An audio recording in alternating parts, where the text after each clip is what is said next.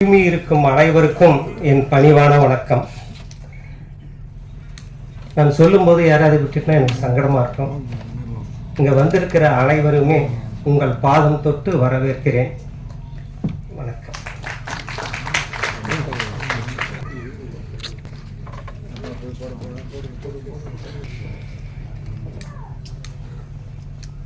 நான் இதுக்கு முன்னாடி வந்தங்க தமிழ்நாடு அரசு போக்குவரத்து கழகத்தில் கண்டக்டராக இருந்தேங்க. அதனால தான் நம்ம மைத்துனர் வந்துட்டு ரஜினி மாதிரி என்னை ஒப்பிட்டு போயிட்டுருக்காரு.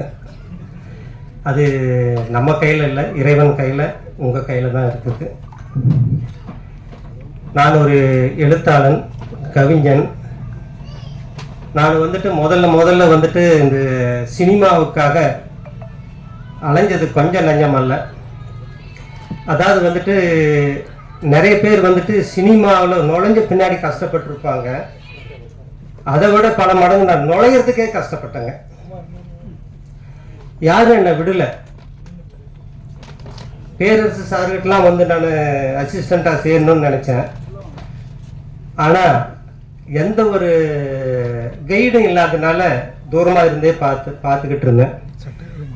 சொல்லப்போனால் அந்த சினிமாங்கிற அந்த கோயிலில் மதுள் சுவரை தொடர்றது கூட என்னை அனுமதிக்கலைங்க. கூப்பிட்டு வருவாங்க, பார்க்க வைப்பாங்க, அனுப்பிச்சுடுவாங்க.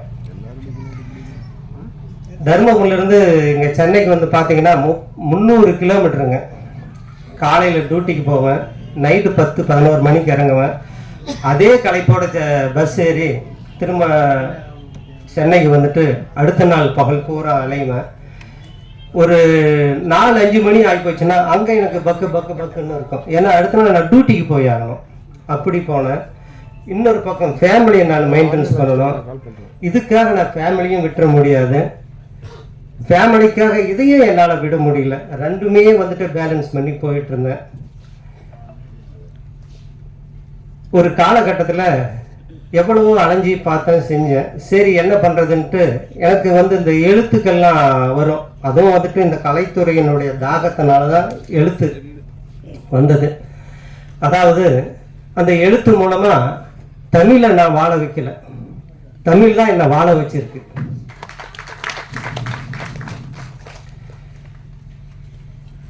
ஒரு காலகட்டத்தில் தமிழ்நாடு, கர்நாடகா இங்கே இருக்கிற தமிழ் சங்கங்கள்ல இருந்து எனக்கு வந்துட்டு ஒரு கவிதை ஒன்று எழுதி அனுப்புங்க, நாங்கள் வந்துட்டு வருஷம் கவிதை தொகுப்பு போடுறோம் அப்படின்னு சொல்லி கேட்டாங்க.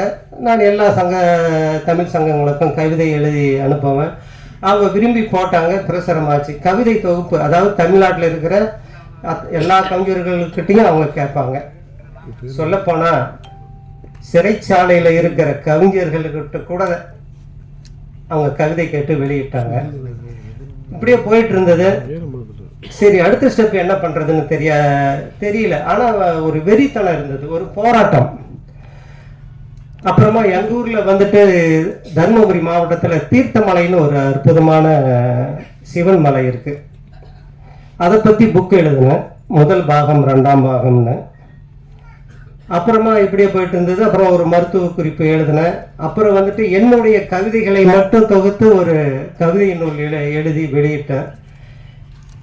எல்லாமே நல்லா போயிட்டு இருந்தது. சரி அடுத்தது நாம் ஏதாவது ஒன்று செய்யணும் இல்லையா? சரி, அதாவது வந்துட்டு ஆரம்ப காலத்தில் என்னுடைய குடும்ப சூழ்நிலை காரணமாக தான் நான் டிரான்ஸ்போர்ட்டில் கண்டக்டராக போனேன். ரஜினிகாந்த் மாதிரி நாமளும் வந்து அப்படி இதில் இருந்து அப்படி ஜம்ப் ஆயிடலாம் அப்படின்னு நினச்சி பார்த்தேன். ஜம்ப் ஆனது தான் அதிகம். ஆனால் அந்த தொழிலை அவங்கக்கிட்ட காப்பாற்றிக்கிறதுக்கு அங்கேயே போராட சரியாக போச்சு. ஒரு சில நல்ல அதிகாரிகளும் இருக்காங்க, எல்லாத்தையுமே கட்ட பார்வையோட பார்க்குற அதிகாரிகளும் அங்கே இருக்காங்க. இப்படியே போயிட்டு இருந்ததுனால இந்த இரும்பு பிடிச்ச கையும் சிறங்கு பிடிச்ச கையும் சும்மா இருக்காதும்பாங்க.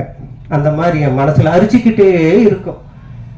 நம்ம வாழ்கிற வாழ்க்கை வீணாக போயிடுமா சார்? நான் ஜாலியாக இருக்குன்னு நினச்சேன்னு வச்சுக்கிங்களேன், நான் டிரான்ஸ்போர்ட்லேயே இருந்து அப்படியே காலத்தை ஓட்டிக்கிட்டு வீட்டில் ஜாலியாக காலத்தை ஓட்டியிருக்கலாம். ஆனால் நாம் பிறந்ததுக்கு ஒரு அடையாளம் வேணும், வாழ்ந்ததுக்கு ஒரு அடையாளம் வேணும். நம்ம ஏழையாக பிறக்கலாம் சார், ஆனால் ஏழையாக சாகக்கூடாது. பணக்காரனாக தான் மரணிக்கணும். அதுக்கு நம்மளுடைய உழைப்பு, முயற்சி, ஆண்டவனுடைய அருள் இதெல்லாம் சேரணும். இப்படி இருக்கிற பட்சத்தில் தான் நானே இடையில சார் இந்த சினிமா உலகத்துக்காக என் குடும்பத்தை இழக்க வேண்டிய சூழ்நிலையெல்லாம் வந்தது. இது வரைக்கும் யாருடைய மனசும் நோகிற மாதிரி நான் நடந்துக்கல. நிறைய ஏமாந்துருக்கேன். இன்னும் மனசார நான் யாரையுமே ஏமாத்தலை சார். நிஜமாவே எனக்கு கடவுள் கொடுத்தது ஒரு பெரிய அருள். ஒரு காலகட்டத்தில் இது சும்மா அடிச்சுக்கிட்டே இருந்தது. டிரான்ஸ்போர்ட்டில் பார்த்தீங்கன்னா கண்ட்ராக்டர் தொழில் வந்துட்டு ரொம்ப அற்புதமான தொழில் சார், மக்களுக்கு சேவை செய்கிற தொழில். ஆனால் உலகத்தில் அதை விட மோசமான தொழிலும் கிடையாது. வீட்டில் புருஷன் மொண்டாட்டி சண்டைனா கூட சண்டை வந்தால் கூட கண்ட்ராக்டர்கிட்ட தான் சார் சண்டைக்கு வருவாங்க. ஆம்பளைங்களாகட்டும் பொம்பளைங்களாகட்டும் அத்தனை பேரும் சமாளிக்கணும். குடிக்கார நண்பர்கள் வருவாங்க, அவங்கள சமாளிக்கணும். ஆனால் உலகத்திலேயே எந்த துறையிலும் கிடைக்காத அனுபவங்கள் அந்த கண்ட்ராக்டர் தொழிலில் கிடைச்சிது. அதுவெல்லாம் எனக்கு இந்த எழுத்துத்துறைக்கு, இந்த சினிமா துறைக்கு ரொம்ப லாபகரமாக இருந்தது. சரி, இப்படியே போயிட்டு இருந்தது. அதிகாரிகளுடைய தொல்லை தாங்க முடியல. ஒரு பக்கம் மனசு இப்படி அரிச்சுக்கிட்டு இருந்தது. வாழ்க்கையில் சார் ஒவ்வொரு நாளும் கடந்துக்கிட்டே இருக்கு. நான் எல்லாருக்குமே சொல்கிறேன் சார், ஒவ்வொரு நாளும் போய்கிட்டே இருக்கு. ஒவ்வொரு நாளும் நம்ம வாழ்க்கையில் ஆயுளில் ஒவ்வொரு நாளும் குறைஞ்சிக்கிட்டே வருது சார். ஒவ்வொரு நொடியும் குறைஞ்சிட்டு வருது. அந்த வாழும் காலங்களில் நாம் எதாவது சாதிக்கணும்.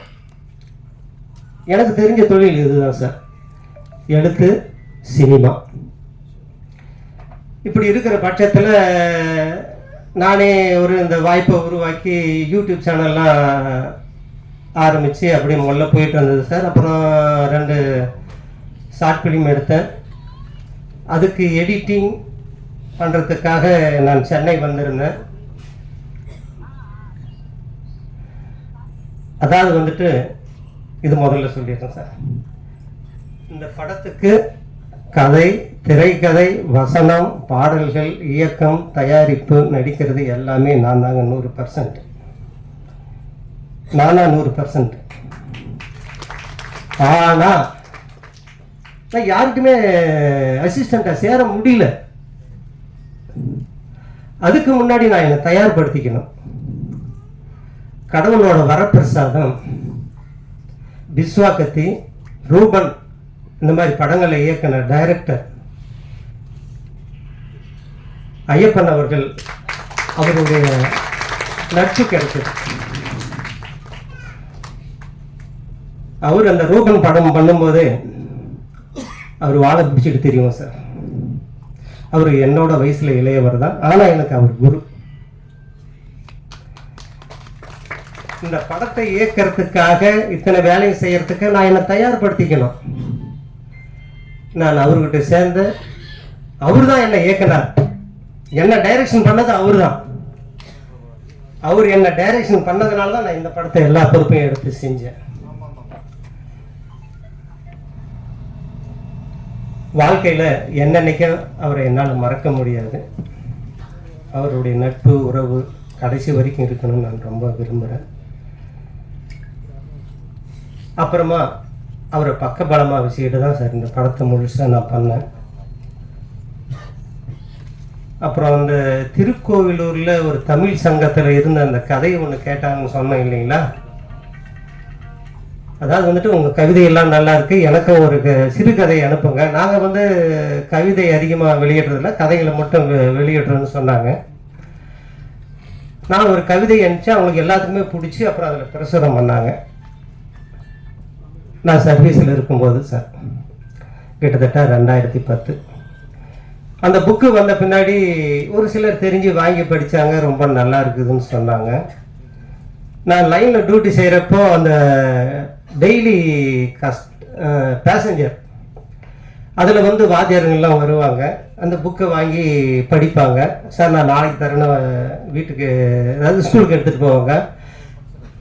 இந்த கதையை அந்த ஸ்கூலோட ஸ்டூடெண்ட்ஸுங்களுக்கு, மாணவிங்களுக்கு பாடமாக நடத்திட்டு இது மாதிரி எத்தனையோ ஸ்கூலுக்கு அந்த புக்கு போயிட்டு வந்தது சார். அப்புறமா கடைசி கட்டத்தில் இது படமாக எடுத்தால் நல்லா இருக்குன்னு சொன்னாங்க. கருத்தும் மைய கருத்தாக இருக்கு. அதாவது குழந்தை திருமணத்தை தடுக்கிறதும் பெண் கல்வியை மையமாக வச்சு எடுத்த படம் தான் சார். எல்லாருமே நம்ம இந்த படத்தை எடுத்திருக்கேன். என் கூட வேலை செஞ்ச அத்தனை பேருக்கும், அத்தனை தொழில்நுட்ப தொழிலாளர்களுக்கும் என் மனமாற இதயம் கனிந்த நன்றிகள். திரு ஐயப்பன் சாரை மேடைக்கு வருமாறு பணிவன்போடு அழைக்கிறேன். பகிர்ந்து பண்ணாரு. அடுத்தடுத்து உங்களுடைய அன்பு ஆதரவோடு பண்ணலான்னு இருக்கேன். இன்னும் மற்றவங்களாம் பேசுங்க சார்.